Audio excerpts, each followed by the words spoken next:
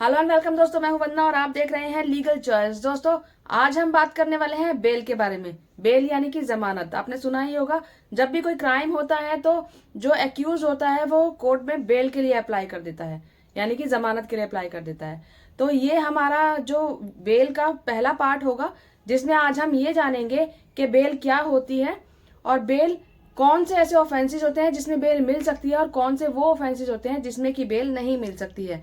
इसके अलावा ये भी जानेंगे कि हमारे लॉ में बेल के क्या क्या प्रोविजंस हैं। वीडियो को शुरू करने से पहले आपसे एक छोटी सी रिक्वेस्ट करूंगी, अगर आपने वीडियो को लाइक नहीं किया तो लाइक कर दीजिए, मेरे चैनल को सब्सक्राइब नहीं किया तो सब्सक्राइब कर दीजिए, क्योंकि आप लोग अक्सर ऐसा होता है कि वीडियो तो देखते हैं और आपको पसंद भी आती है, लेकिन आप लाइक करना भूल जाते हैं।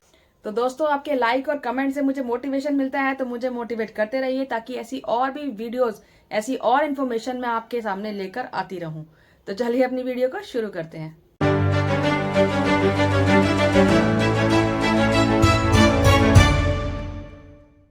तो सबसे पहले हम ये जानते हैं कि बेल होती क्या है। जब भी कोई क्राइम होता है तो क्राइम होने के बाद एक सिंपल सा प्रोसीजर होता है कि उस व्यक्ति को, जो एक्यूज होता है, जिसके ऊपर आरोप होता है उस क्राइम को करने का, उसको अरेस्ट कर लिया जाता है और उसको जेल में डाल दिया जाता है। तो वो व्यक्ति जिसके ऊपर आरोप लगा है, ये ध्यान रखिएगा कि आरोप लगा है, आरोप सिद्ध नहीं हुआ है। तो जिसके ऊपर आरोप लगा है वो व्यक्ति खुद को आजाद कराने के लिए, यानी कि जेल से खुद को छुड़ाने के लिए कोर्ट में बेल के लिए अप्लाई कर सकता है। कहने का मतलब ये है कि वो व्यक्ति जो कि जेल में है और अंडर ट्रायल है, यानी कि ट्रायल चल रहा है, उसके केस में इन्वेस्टिगेशन चल रही है, वो व्यक्ति कोर्ट में बेल के लिए अप्लाई कर सकता है। इसके अलावा वो व्यक्ति जिसके केस में निचले कोर्ट से डिसीजन आ चुका है और उसको सजा हो चुकी है, लेकिन वो उस डिसीजन से सेटिस्फाई नहीं है और उसने हाई कोर्ट में उस डिसीजन के खिलाफ एक अपील डाली है, तो उस अपील के बाद भी वो बेल अप्लाई कर सकता है ताकि वो जेल जाने से बच सके। बेल देने के लिए कोर्ट एक्यूज से कुछ अमाउंट, कोई फिक्स अमाउंट जो है अपने पास सिक्योरिटी के लिए रखवाती है, या फिर उसके बदले कोई प्रॉपर्टी के पेपर, जैसे कि मान लीजिए जो एक्यूज है उसके पास 2 प्रॉपर्टीज है, किसी एक प्रॉपर्टी के पेपर्स रखवा लिए या फिर कोई अमाउंट रखवा लिया जो कि एज अ सिक्योरिटी काम करता है, जिससे कि जो एक्यूज है, जो कि बेल पर जेल से छूटने वाला है, वो कहीं भाग ना जाए। जब भी कोर्ट उसको बुलाए तो वो पेशी पर जरूर आए। इसलिए उसकी कोई प्रॉपर्टी का पेपर या फिर कुछ फिक्स्ड अमाउंट जो होता है वो एज अ सिक्योरिटी कोर्ट अपने पास रखवा लेती है। इसके अलावा कोर्ट कभी कभी विटनेस भी मांग लेता है, 1 विटनेस या कभी कभी 2 विटनेस भी कोर्ट मांग लेता है, जो कि इस बात की गारंटी देते हैं कि जो एक्यूज है वो कहीं भी भागेगा नहीं, जब भी कोर्ट उसे बुलाएगा तो वो कोर्ट में पेश जरूर होगा। ये जो गारंटी दी जाती है इसको श्योरिटी बोलते हैं। ये जो एज अ सिक्योरिटी अमाउंट दिया जाता है इसको सिक्योरिटी अमाउंट बोलते हैं या फिर बेल बॉन्ड बोलते हैं। बेल बॉन्ड एक तरीके का पेपर होता है जिसमें एक्यूज की सारी डिटेल्स होती हैं और उसमें जो अमाउंट एक्यूज के द्वारा दिया जाता है बेल के लिए, वो अमाउंट लिखा होता है और उस पर एक्यूज के साइन लिए जाते हैं। ये होता है बेल बॉन्ड। ये जो बेल का अमाउंट होता है ये कोर्ट के द्वारा ही फिक्स किया जाता है। वही कोर्ट जिसमें जो कि आपके जुरिस्डिक्शन में होगा, जिसमें आपका केस जाएगा, जो कि आपके थाने के अधिकार क्षेत्र में होगा, उसी कोर्ट में आपका केस जाएगा और वही आपका जो बेल का जो अमाउंट होगा वो फिक्स करेगा। या फिर अगर कोई प्रॉपर्टी के पेपर रखे जाएंगे तो वो भी कोर्ट ही फिक्स करेगा। तो बेल के लिए कोर्ट श्योरिटी और सिक्योरिटी दोनों ही चीजें मांग लेता है, लेकिन कभी कभी ऐसा होता है कि कोर्ट बिना श्योरिटी के भी बेल दे देता है। जब भी कोर्ट को ऐसा महसूस होता है कि जो एक्यूज है ये कहीं भागेगा नहीं, या फिर जो इसने जुर्म किया है वो कोई बहुत ज्यादा संगीन जुर्म नहीं है, तो वो बिना श्योरिटी के भी बेल दे देता है। तो जब हम बेल के बारे में बात कर रहे हैं तो उससे ही रिलेटेड एक केस लॉ के बारे में भी बात करेंगे, जिसमें कि सुप्रीम कोर्ट ने डिसीजन दिया था और बेल से ही रिलेटेड कुछ इंपॉर्टेंट पॉइंट्स उन्होंने क्लियर किए थे। तो चलिए पहले उस केस लॉ के बारे में जान लेते हैं। तो केस था संजय चंद्रा वर्सेस सीबीआई, ये 2011 का केस था। इस केस के डिसीजन में सुप्रीम कोर्ट ने ये क्लियर कर दिया था कि जो कोर्ट होता है, जिस भी कोर्ट में आपकी बेल करवा रहे हैं, बेल के लिए जा रहे हैं, उस कोर्ट को पूरी डिस्क्रिशन होती है। डिस्क्रिशन का मतलब है कि पावर टू डिसाइड, यानी कि उसको पूरी पावर होती है कि वो डिसाइड कर सके कि आपको बेल देनी है या नहीं देनी है।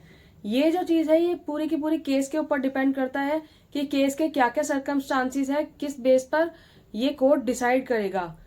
कभी कभी ऐसा होता है कि कोर्ट के ऊपर बहुत ज्यादा प्रेशर होता है, बाहरी तौर पर बहुत ज्यादा प्रेशर डाला जाता है कोर्ट के ऊपर बेल देने के लिए, लेकिन कोर्ट किसी भी तरीके के प्रेशर में नहीं आएगा।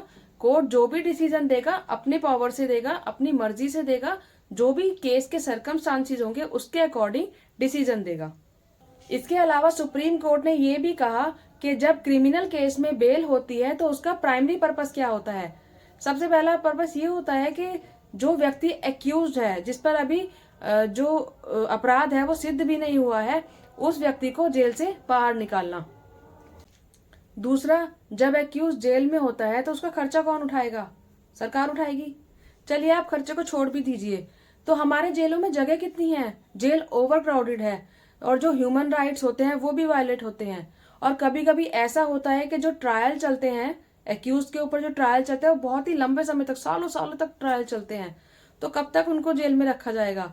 तो ये भी एक पर्पस है बेल का। आप तो जानते ही हैं कि जो हमारी जुडिशियरी है कितना स्लो वर्क करती है। जो ट्रायल्स होते हैं वो कितने लंबे लंबे समय तक, सालों साल चलते हैं, और कितने लोगों पर ट्रायल चलते हैं। अगर सबको ही ऐसे जेल में रखा जाने लगा तो कितने लोगों को जेल में रखा जाएगा? जेल में इतनी जगह ही नहीं है। तो इसलिए भी बेल का जो है प्रोविजन लाया गया था। तो ये भी एक पर्पस है बेल का। तो जब भी किसी एक्यूज को बेल दी जाती है तो दो बातें होती हैं। पहला कि उसको आजाद किया जा रहा है, लेकिन टेम्परेरी बेसिस पे, परमानेंट आजाद नहीं किया जाता है।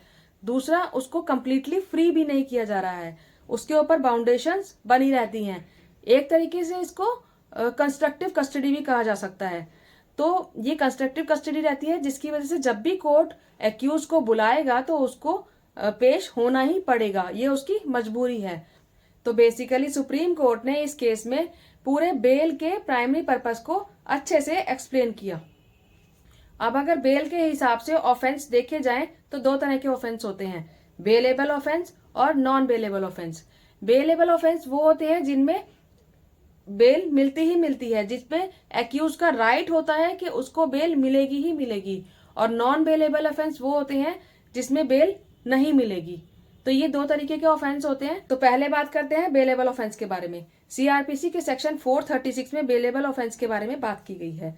ये वो ऑफेंस होते हैं जिसमें इजीली बेल मिल जाती है। अगर किसी व्यक्ति ने बेलेबल ऑफेंस किया है तो ये उसका राइट है, it's a matter of right कि उसको बेल मिलेगी ही मिलेगी। ऐसे ऑफेंसेस में पुलिस अपने आप से भी बेल दे सकती है, और अगर पुलिस बेल नहीं देना चाहती है तो मैटर 24 घंटे के अंदर मजिस्ट्रेट के पास जाएगा ही जाएगा, जिसके बाद मजिस्ट्रेट भी बेल दे सकता है।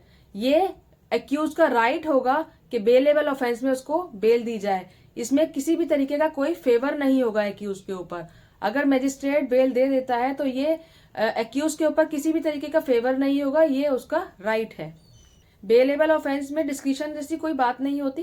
जैसा कि मैंने आपको पहले बताया था कि कोर्ट के पास डिस्क्रिशन होती है, यानी कि पावर टू डिसाइड होता है कि वो बेल दे या ना दे। लेकिन बेलेबल ऑफेंस में ऐसा कुछ नहीं होता। बेलेबल ऑफेंस में जिस व्यक्ति ने, जो कि एक्यूज्ड है, जिसने बेलेबल ऑफेंस किया है, उसका राइट है कि उसको बेल दी जाए। तो मजिस्ट्रेट को अच्छा लगे या ना लगे, बेल उसको देनी ही पड़ेगी।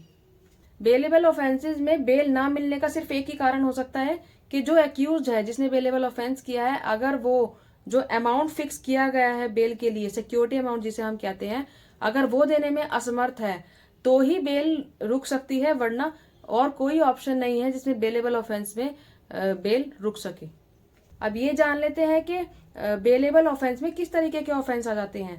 पहला, अगर आप किसी पब्लिक सर्वेंट को उसकी ड्यूटी करने से रोकते हैं या उसकी ड्यूटी को पूरा होने में बीच में बाधा बनते हैं। जैसे कि मान लीजिए कोई पुलिस ऑफिसर है और आप बेवजह जाकर उनसे भिड़ जाएं, उनसे लड़ने लगे या बेफालतू में उनका ध्यान इधर उधर भटकाएं, तो ये भी एक बेलेबल ऑफेंस में आ जाएगा। दूसरा, अगर आप कोर्ट में किसी केस की प्रोसीडिंग में कोई फॉल्स एविडेंस दिखाते हैं, यानी कि कोई झूठे सबूत या कुछ इस तरीके की चीजें दिखाते हैं और कोर्ट को मिसलीड करने की कोशिश करते हैं, तो ये भी एक बेलेबल ऑफेंस में आ जाएगा। इसके अलावा कोई भी ऐसी खाने या पीने की चीजें जो कि खराब हो चुकी हैं या फिर जहरीली हैं और जिनको खाने से कोई नुकसान हो सकता है, ऐसी चीजों को बेचना भी एक बेलेबल ऑफेंस के अंदर आ जाता है। इसके अलावा अगर कहीं कोई धार्मिक कार्य हो रहा है जहां पर बहुत सारे लोग इकट्ठे हो चुके हैं, जुड़ चुके हैं, और वहां पर अगर आप बीच में अनुरोध पैदा करते हैं या आप बीच में बाधा बनते हैं तो वो भी एक बेलेबल ऑफेंस होगा। इस पर अगर आप कोई कार्यवाही करना चाहते हैं तो आप पुलिस के थ्रू करवा सकते हैं, लेकिन आप खुद से बीच में अवरोध पैदा नहीं कर सकते। अब नॉन बेलेबल ऑफेंस की तरफ बढ़ने से पहले सीआरपीसी के सेक्शन 436A के बारे में भी थोड़ा सा जान लेते हैं। Maximum period for which under trial can be detained. इसका मतलब ये है कि अगर कोई व्यक्ति क्राइम करके अंडर ट्रायल में है तो उसको कितने लंबे समय तक जेल में रखा जा सकता है। इस प्रोविजन के अकॉर्डिंग मान लीजिए कि किसी व्यक्ति ने कोई क्राइम किया और वो क्राइम करके जेल चला गया, तो जेल जाने के बाद जो उसका ट्रायल चला वो सालों साल चला और उस व्यक्ति के पास इतने पैसे भी नहीं है कि वो बेल अपनी करा सके। उसका जो क्राइम है वो सिद्ध नहीं हुआ, प्रूव नहीं हुआ, सिर्फ उसके ऊपर ट्रायल ही चलता रहा और उसी चक्कर में उसी बीच में उसने कई साल निकाल दिए। तो जितने साल की सजा उसके क्राइम के लिए होती है, आईपीसी के अकॉर्डिंग जितनी सजा उसके क्राइम के लिए होगी उससे आधी सजा अगर वो जेल में पूरी कर लेता है, यानी कि उससे आधा टाइम अगर वो जेल में पूरा काट लेता है तो उसको राइट टू बेल हो जाएगा, यानी कि उसका राइट हो जाएगा उसको बेल मिलना। इसको एक एग्जांपल से समझ लेते हैं। मान लीजिए एक व्यक्ति ऐसे क्राइम के लिए जेल चला गया जिसकी सजा 10 साल है, तो उसको जेल में डाल दिया गया, उसके ऊपर ट्रायल चलता रहा, वो बेल नहीं ले पाया, तो वो जेल में ही उसका टाइम कट रहा है, सालों साल उसने जेल में निकाल दिया और मान लीजिए उसके जेल के अंदर 5 साल कंप्लीट हो जाते हैं, यानी कि 10 साल से आधा समय, 10 साल उसकी सजा थी, 10 साल से आधा समय उसने पूरा कर लिया जेल में, तो उसके बाद उसका राइट टू बेल हो जाएगा, यानी कि उसका अधिकार है कि उसको बेल मिले।